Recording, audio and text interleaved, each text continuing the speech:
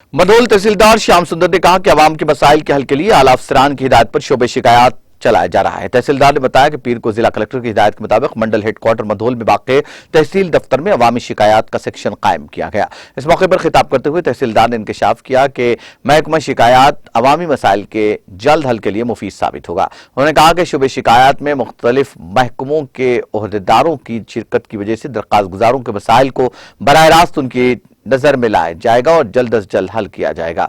इस प्रोग्राम में एमपीडीओ सुरेश बाबू, मंडल education officer जी मिसाजी, STO Satyanarayan, एओ अजमेरा भास्कर, आपा सीएई रमेश के अलावा दीगर मुताल्लिक़ अहदेदारों ने शिरकत की।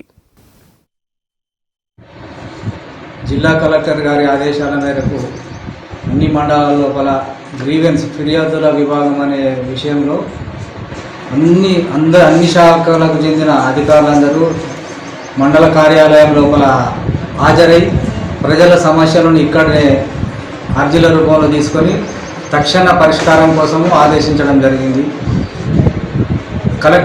జిల్లా కలెక్టర్ గారి ఆదేశాల మేరకు ఈరోజు ముదోల్ మండల కార్యాలయం లోపల అన్ని శాఖల అధికారులను సమన్వయం చేసి ఇక్కడ ఫిర్యాదులు స్వీకరించడానికి ఆసీనులు కావాల్సి వచ్చింది।